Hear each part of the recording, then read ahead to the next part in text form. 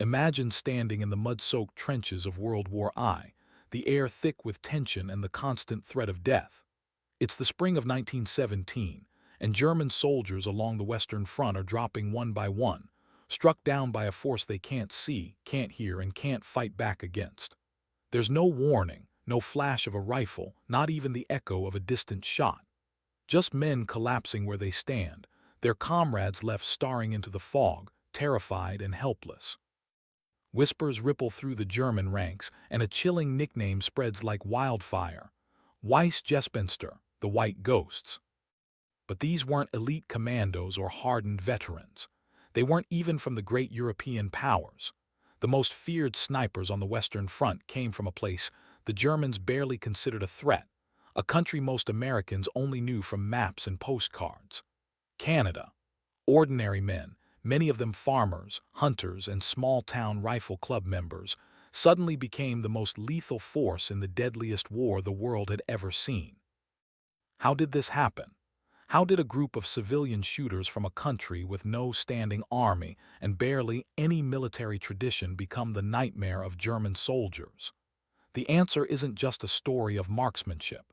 It's a story of transformation, innovation, and a kind of invisible warfare that would change the rules of battle forever. The legend of the White Ghosts didn't start on the battlefield. It began in the quiet fields and forests of North America, where young men learned to shoot not for glory, but for sport and survival.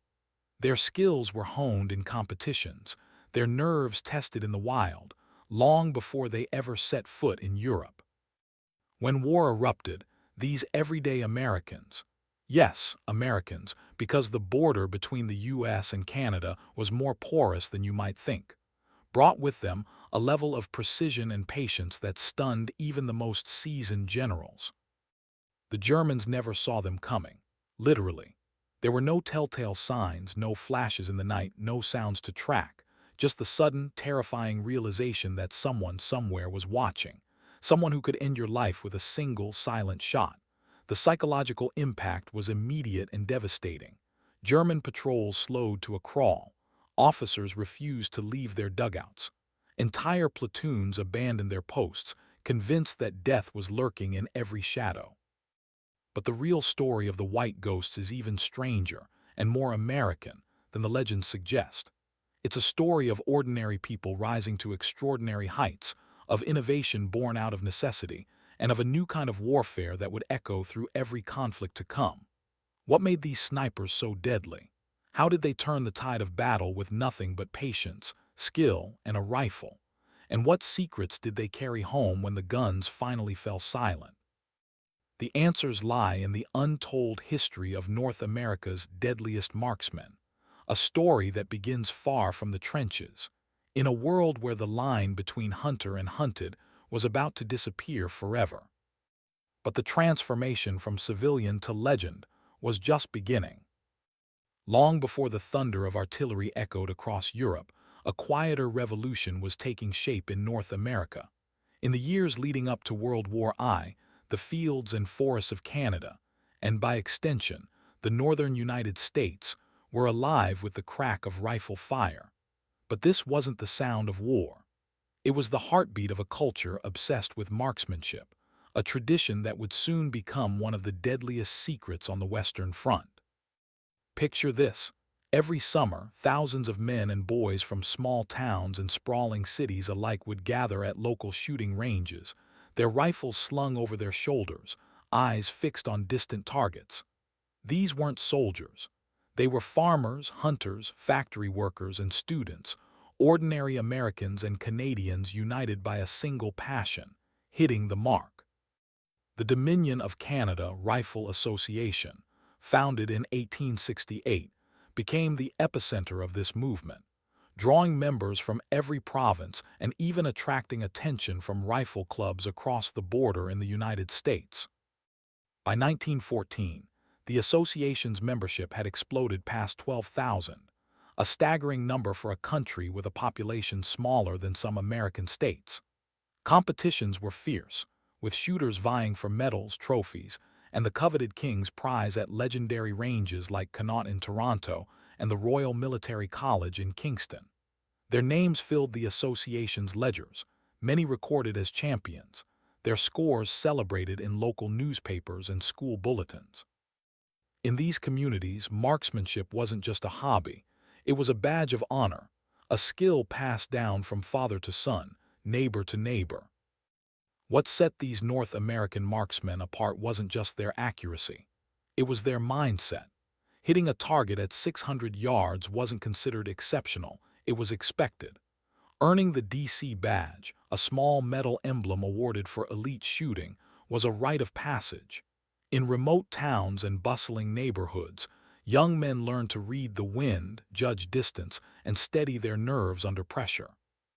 These were the same skills that American hunters relied on in the forests of Maine or the plains of Montana, where a missed shot could mean going hungry. When war erupted in Europe, the Canadian Expeditionary Force and their American allies needed more than just bodies. They needed men who could deliver under fire, who could keep their cool when everything was on the line. At recruiting stations from Winnipeg to Halifax, and even in border towns across the U.S., the question wasn't just about age or health. It was about experience. Had you shot in a rifle club? Did you know how to handle a weapon under pressure? The answers to these questions would shape the fate of thousands. The Army Selection Board scoured rifle club records, cross-referencing names and scores with new enlistments. The result was a pipeline unlike anything seen before, a direct channel from civilian shooting ranges to the deadliest sniper teams on the front lines. Platoon sergeants nominated men who had proven themselves back home, and only those who could demonstrate true precision and fieldcraft were chosen. This wasn't theory. It was a system built on hard-earned skill, tested in the wilds of North America and perfected in the chaos of war. For the Germans, the shock was total. They had expected to face raw recruits, not seasoned marksmen with nerves of steel. The transformation from civilian to sniper wasn't an accident. It was the result of a culture that valued patience, discipline, and the relentless pursuit of excellence. The quiet discipline learned on peacetime ranges became a weapon more powerful than any rifle or scope. In the end, it was this hidden army of civilian marksmen, ordinary Americans and Canadians, who would become the most feared killers on the Western Front. Their story is a reminder that sometimes the greatest strength comes not from the battlefield, but from the traditions and values forged far from the front lines. But as these marksmen shipped out to Europe, they would soon face a challenge that threatened to undo everything they had trained for. When the world plunged into war, the Canadian and American rifle clubs suddenly became more than just weekend destinations for target practice. They became the unexpected backbone of a new kind of soldier. The transition from civilian marksman to battlefield sniper wasn't just a matter of signing up and shipping out. It was a carefully engineered process, one that would turn ordinary shooters into the most lethal force on the Western Front. Recruitment officers across Canada, and even in northern U.S. states where cross-border rifle competitions were common, knew exactly what to look for. They weren't just searching for young men with strong backs and patriotic hearts. They wanted steady hands, sharp eyes, and nerves that wouldn't crack under pressure. At enlistment stations from Winnipeg to Halifax, and in American towns like Buffalo and Detroit, the questions went beyond the usual. Have you ever fired a rifle in competition? Do you hold a club badge? What's your best score at 600 yards? These weren't just idle curiosities. They were the keys to unlocking a hidden reserve of talent. The Canadian Army selection boards became obsessed with data. They pored over club rosters, cross-referencing names with enlistment papers. If you'd earned a DC badge or placed in a regional shoot, your name was flagged. Battalion nomination lists, preserved in war diaries and official orders, reveal a fascinating pattern. The best shooters from civilian life were fast-tracked into sniper sections. Platoon sergeants, often former club members themselves, put forward the names of men who had proven themselves on the range back home. The process was rigorous. Only those who could demonstrate pinpoint accuracy and advanced fieldcraft, Skills honed in the forests of Ontario or the hills of Vermont would make the cut. Take the story of Private John Mallister, a name that appears in both the ledgers of his local rifle club and the March 1916 orders of his battalion. His civilian badge number, DC 1023, was listed right alongside his new military role. This wasn't just a coincidence. It was a direct pipeline, a system that funneled the best civilian marksmen straight into the heart of the Canadian Expeditionary Force. For American viewers, it's a process that echoes the way U.S. military snipers are selected today, not just for their physical fitness, but for their proven ability to deliver under pressure. This wasn't a process built on theory or guesswork. It was a pipeline tested and formalized, one that recognized the battlefield demanded more than courage. It demanded skill, patience, and the ability to remain unseen when every instinct screamed to move or fire. The quiet discipline learned on peacetime ranges became a weapon in the mud and wire of France and Belgium. But the transformation didn't stop at selection.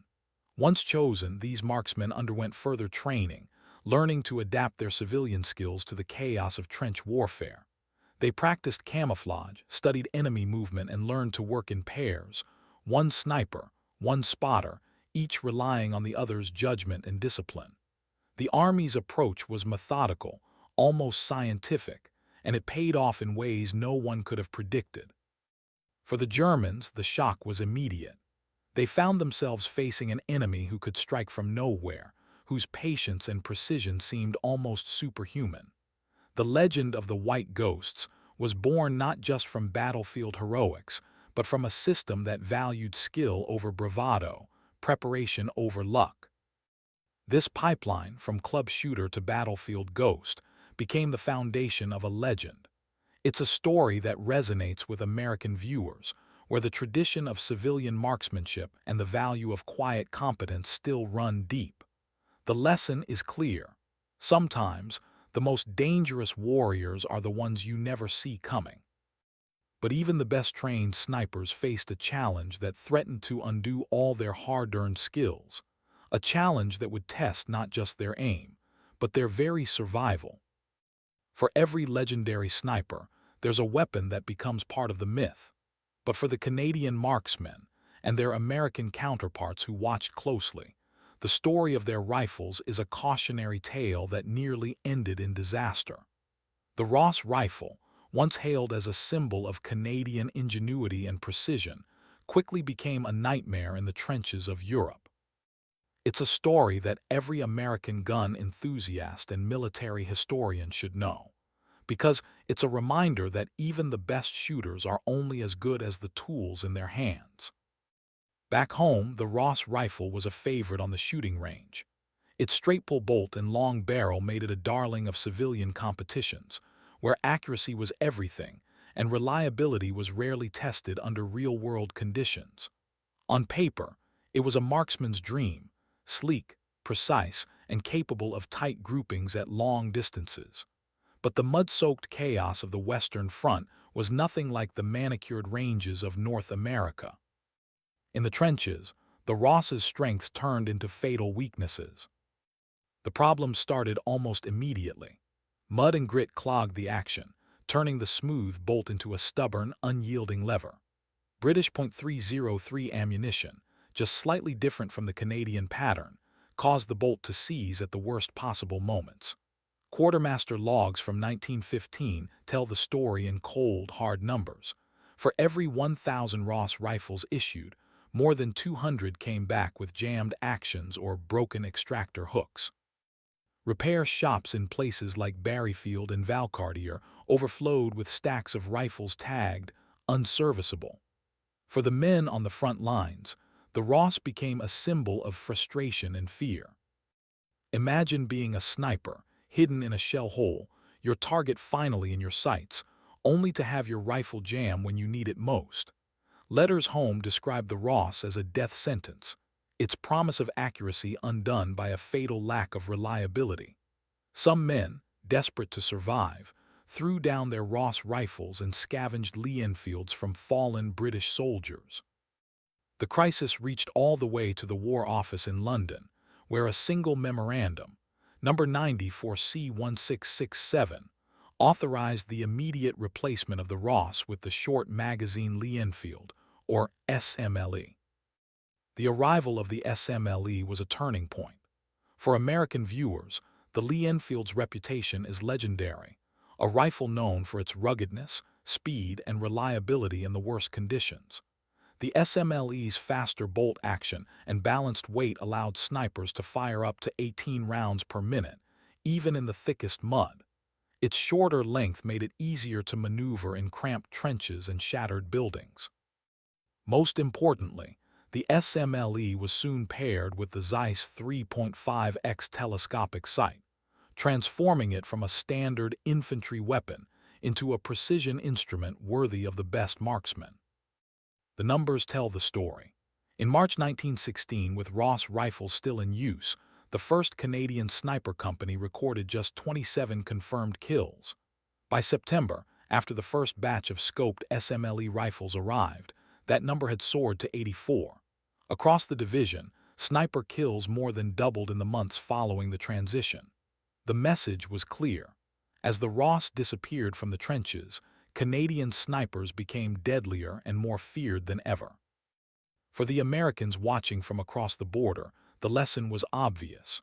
No matter how skilled the shooter, the right equipment can mean the difference between life and death.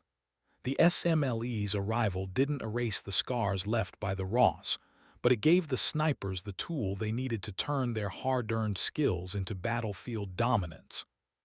With a rifle they could finally trust, the Canadian and American-trained snipers were ready to take their place in history. But their greatest weapon wasn't just steel and wood. It was the art of becoming invisible, of turning the battlefield into a place where the hunter was never seen until it was too late.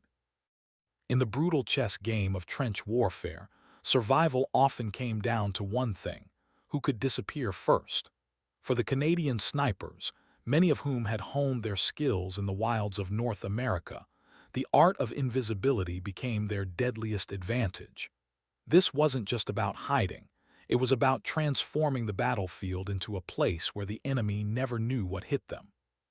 For American viewers, the roots of these tactics are instantly recognizable, echoing the hunting traditions and survival skills passed down through generations across the United States. Camouflage was more than a uniform, it was a mindset. Each sniper became a master of blending in, turning scraps of burlap canvas and whatever the land provided into makeshift ghillie suits. These weren't the mass-produced outfits you see in modern military stores. Every suit was unique, hand-sewn and customized to match the exact colors and textures of the battlefield. In the mud of France, snipers wove in dried grass and mud. In winter, they added whitewashed canvas to vanish into the snow. The result? A human silhouette broken into shadows and shapes, impossible to spot until it was far too late. But camouflage was just the beginning. The Canadians, and their American-trained counterparts, pushed the limits of concealment with ingenious tools and teamwork. Enter the periscope, a mirrored tube, often homemade from scavenged glass and wood, that allowed a sniper to scan no man's land from the safety of a shallow scrape. With the periscope just above the parapet, a sniper could observe for hours, tracking enemy movements without ever exposing his head to danger. Field tests showed that using a periscope cut exposure time by nearly half, a life-saving difference when every second counted. The sniper's greatest ally, however, was his spotter. This silent partnership was the backbone of every successful mission. The spotter carried field glasses or a compact telescope, reading the wind, measuring distance, and watching for the slightest flicker of movement. A helmet glinting in the sun, a shadow shifting behind barbed wire.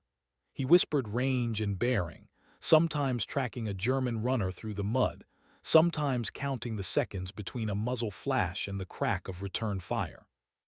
Trust was absolute. One mistake, a cough, a careless shift could mean instant death. Innovation didn't stop there. Diaries from the front lines describe snipers experimenting with mud masks, painting their rifles to match the ground, and building false parapets to lure enemy shooters into exposing themselves. Tactical diagrams show sniper nests hidden in ruined farmhouses, behind sandbags, or even inside hollowed-out tree trunks, always with an escape route planned. Every detail mattered: the angle of a mirror, the color of a sleeve, the rhythm of a breath. The psychological impact was devastating. For German soldiers, the mere rumor of a white ghost lurking nearby was enough to stall patrols and empty the wire. Letters from the front tell of men refusing to lift their heads, convinced that death was watching from the shadows. For the Canadians and Americans, invisibility wasn't just a tactic, it was survival. The battlefield became a chessboard of hidden eyes and silent threats, where a single shot could change the course of an entire battle. These lessons in concealment and patience would echo through every American sniper school for generations to come. The art of vanishing, of becoming a ghost in the landscape, became a hallmark of North American marksmanship, a legacy born in the mud and blood of World War I. But as the snipers perfected their craft, the stage was set for a confrontation that would test every skill they had learned and forge their legend in the fires of battle. April 9, 1917. The world watched as the Canadian Corps prepared to storm Vimy Ridge, a fortress of mud, wire, and steel that had defied every Allied assault. But as dawn broke over the battered French landscape, something different was in play. Before the first wave of infantry even reached the German wire, the battlefield was already shifting. Hidden in the chalk-streaked slopes, Canadian snipers, many with skills forged in North American hunting grounds, were already at work, rewriting the rules of war. The numbers from that day are staggering. In just 12 hours, sniper fire accounted for nearly two-thirds of all German casualties in the forward trenches. That's not a legend, it's a fact, confirmed by Canadian observers, German casualty returns, and the shaken letters of survivors. One German corporal wrote home, "We are hunted by invisible white figures. Every movement is a risk." The psychological effect was immediate and devastating. German officers hesitated to leave their dugouts. Entire platoons abandoned their posts, convinced that death was waiting in every patch of broken earth. For American viewers, the tactics on display at Vimy Ridge echo the best traditions of U.S. marksmanship: precision, patience, and the ability to turn the environment itself into a weapon. The Canadian snipers, many of whom had learned to hunt deer in the forests of Ontario or track game across the plains, brought a distinctly North American approach to the European battlefield. They moved with the land, used every shadow, and struck with a level of accuracy that left the enemy paralyzed. But Vimy Ridge was just the beginning. 6 months later, at Passchendaele, the snipers faced a new kind of hell. The battlefield had turned into a sea of mud, swallowing boots and bodies alike. Yet the snipers adapted, crawling through flooded ditches, waterproofing their rifles, and setting up in ruined dikes camouflaged with reeds and burlap. The sniper log from that week reads like a grim ledger: 87 confirmed kills in just 3 days, each entry marked with time, range, and location. German after-action reports from St. Julian record a sharp, inexplicable drop in advance speed. Infantry companies halted, pinned by fire they could not see. The legend of the white ghosts grew with every shot. The impact rippled through the German lines. Patrols hesitated. Stretcher-bearers refused to cross open ground. Morale crumbled. Statistical summaries show a 32% increase in German casualties attributed to sniper fire during the Passchendaele offensive compared to the previous month. But the true cost was measured in fear. Men who would not stand, attacks that never materialized, and a sense that death waited, silent and unseen, in every shadow. For the Canadians and their American-trained allies, these victories were more than just numbers.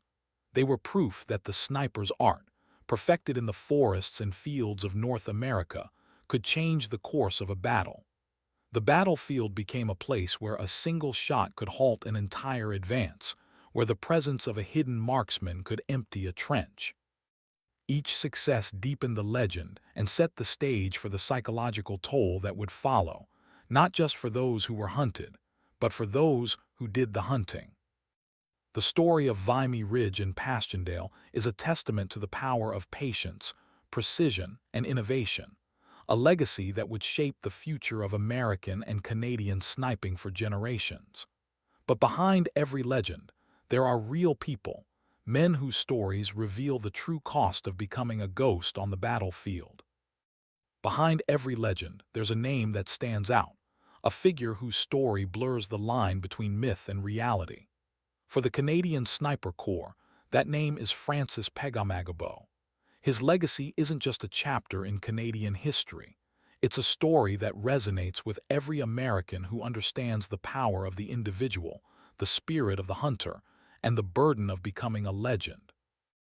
Born on the Perry Island Reserve in Ontario, Pegamagabo grew up in the forests, learning to track deer and read the wind by the shifting of leaves. His skills weren't forged in military academies or on parade grounds. They were shaped by the wild, by the same North American landscapes that have produced generations of American hunters and scouts. When he volunteered for the Canadian Expeditionary Force in 1914, his attestation papers listed no military experience, just the quiet confidence of a man who could disappear in the woods. On the front lines, those skills became his shield and his weapon. Pegamagabo's letters home, preserved in archives, are spare but vivid. He wrote of watching the grass and the birds, of crawling for hours through shell-churned mud, using every sense to detect a hidden shape or a glint of metal. The battlefield became another kind of forest, every broken tree and crater edge a place to blend in or vanish. His patience was legendary, even among other snipers. He could wait motionless from dusk until dawn, breathing with the earth, waiting for the smallest mistake from the other side. The numbers attached to Pegamagabo's name are staggering. 378 confirmed kills, an official tally recorded in battalion logs and verified by officers and post-war boards. This isn't folklore, it's documented fact, appearing in the handwritten scorebooks of the 1st Battalion and in the citation for his military medal and its 2 bars. The citation reads, "For conspicuous gallantry as a sniper and scout, having killed 378 enemy soldiers and taken 300 prisoners during active service in France and Belgium." His reputation spread quickly, not just among the Canadians, but across the German lines. Intercepted bulletins named him Ein weißer Geist von unvergleichlicher Präzision, a white ghost of unmatched precision. For American viewers, Pegamagabo's story is instantly relatable. It's the story of the outsider, the underdog, the man who brings a lifetime of hard-won skills to the world's biggest stage. It's also a reminder of the deep connection between indigenous traditions and the art of survival, a connection that echoes in the stories of Native American scouts and sharpshooters who served in the U.S. military. Yet for Pegamagabo, the war was never just a contest of numbers. In a 1919 interview, he said he was a hunter before he was a soldier. The war taught him to hunt men, but his heart never left the forest. His letters reveal a man who carried the burden of every shot. He wrote of the silence that followed a kill, the way the world seemed to hold its breath. After each mission, he would sit alone, remembering the teachings of his elders, respect for the life taken, and the knowledge that some ghosts never leave you. Pegamagabo's skills tracking, reading the land, moving unseen, were rooted in Anishinaabe tradition, passed down through generations. On the Western Front, they became the foundation of a legend.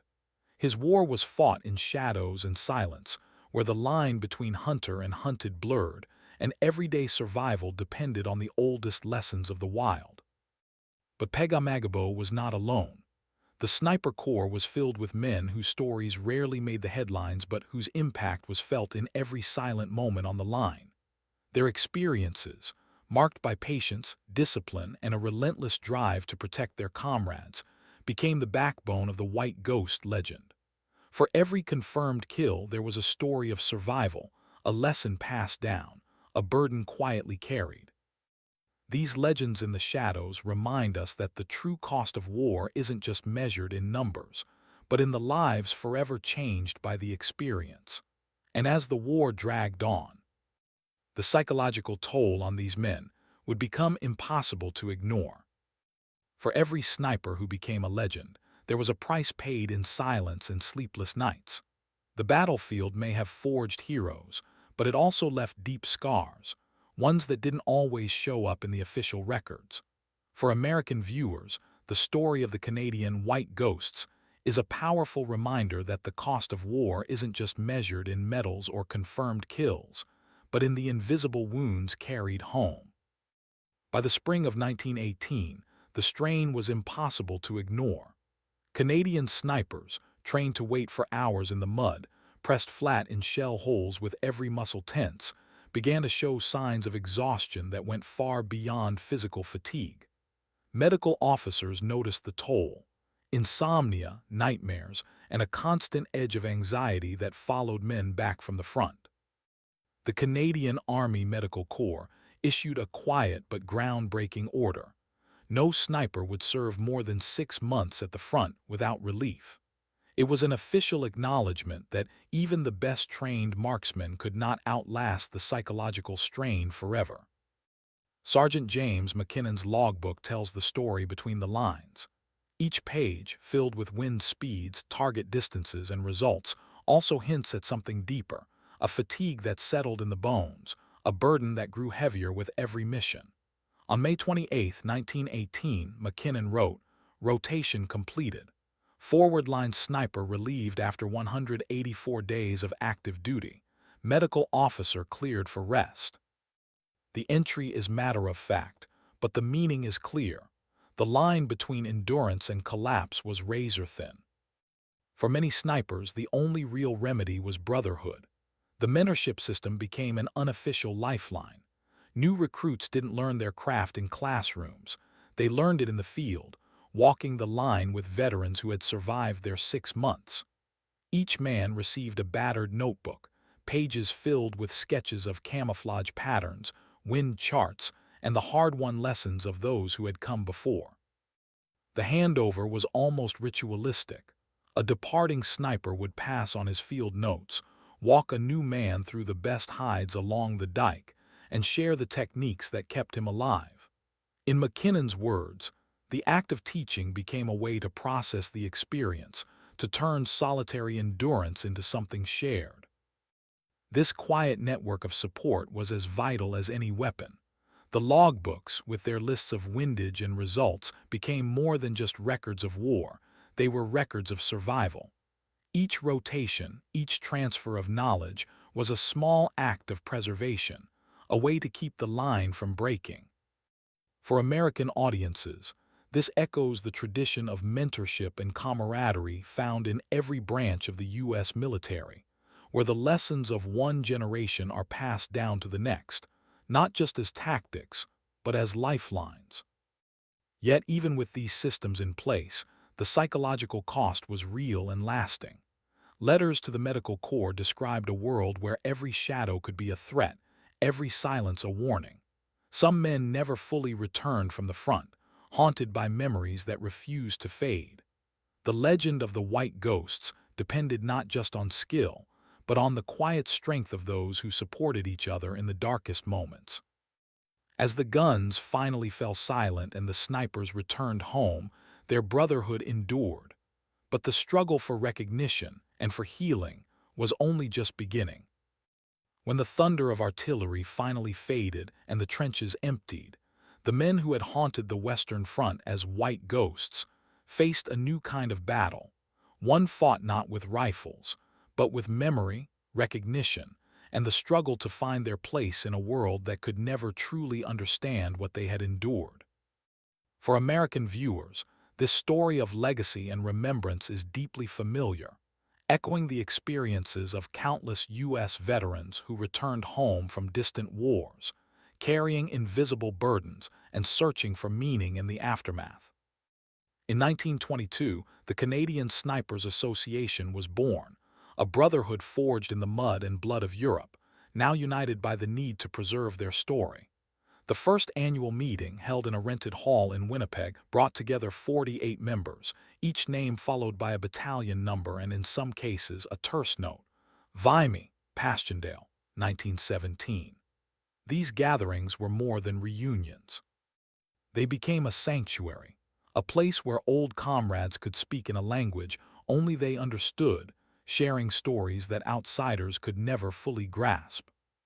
The association's records reveal early efforts to advocate for recognition. Letters were sent to the Department of Veterans Affairs, petitions for higher pensions, and case files marked extraordinary hazard, sniper duty. Some requests were granted, most were not. Yet the effort itself left a paper trail. A 1925 letter from the association's secretary urging Ottawa to acknowledge the unique risks faced by snipers sits filed beside a stack of rejected claims. For American audiences, this struggle mirrors the long fight for recognition faced by U.S. veterans of every era, from the doughboys of World War I to the modern warriors of Iraq and Afghanistan. Obituaries from the 1930s and 1940s, clipped from the Montreal Gazette and the Toronto Star, often mention the White Ghost by name. A 1935 notice reads, Sergeant James McKinnon, M.M., late of the 2nd Canadian Division, remembered as one of the original White Ghosts. The phrase carried weight, an unofficial title, yet one that survived in print, echoing through the decades. In 1935, the association's minutes record a moment of silence for Francis Pegamagabo, noting his 378 confirmed kills and the respect he commanded among both comrades and former enemies. The language is spare, but the pride is unmistakable. Press coverage of annual reunions cast the snipers in a somber light. Headlines described them as Canada's unseen warriors, men who had fought a war apart. Reporters lingered on the details.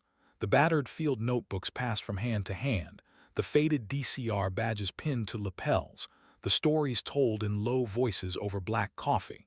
In these accounts, the White Ghosts became part of the national story, a reminder that the war's most silent battles left the deepest marks. Through these small rituals and public recognitions, the memory of the Canadian Sniper Corps was woven into the fabric of remembrance. The association's records, the obituaries, and the scattered press clippings together form a quiet monument, as enduring in their way as any stone memorial. For American viewers, this legacy resonates with the countless memorials and veterans organizations across the United States, where the stories of those who served are kept alive by those who remember. The legend of the White Ghosts did not fade with the men who bore it. Instead, it settled into the country's collective memory, a legacy carried forward by those who understood what it meant to wait in silence, to hold the line unseen. But even as the years passed, the debate over their true impact was far from settled. The story of the White Ghosts is more than a chapter in Canadian history. It's a haunting reminder of how the invisible can shape the fate of nations. For American viewers, the legend of these snipers echoes through every corner of our own military tradition, from the sharpshooters of the Revolutionary War to the elite marksmen of today's special forces. The lessons learned in the mud and shadows of the Western Front have become part of the DNA of North American warfare, where patience, precision, and the power of the unseen still decide who controls the silence between shots. Historians continue to debate the true impact of the White Ghosts. Some, like Tim Cook, argue that the legend was born from German fear, a psychological crutch for soldiers facing an enemy they could never see. Others, like Terry Kopp, point to the hard numbers, confirmed kills, disrupted advances, and the sudden drop in German patrol activity wherever Canadian snipers operated. Museum exhibitions and battlefield tour still ask visitors to decide for themselves. Was the White Ghost a product of myth, or a force that changed the tempo of the front? But maybe the answer lies somewhere in between. The archival record is rich but incomplete, scattered between war diaries and intelligence files on both sides of the Atlantic. What's undeniable is the power of the story itself, a story that has outlasted the men who lived it, echoing through generations of soldiers and civilians alike. The White Ghosts were both legend and reality, their impact measured in shattered nerves, altered battlefield routines, and the quiet pride of those who knew what it meant to wait in silence.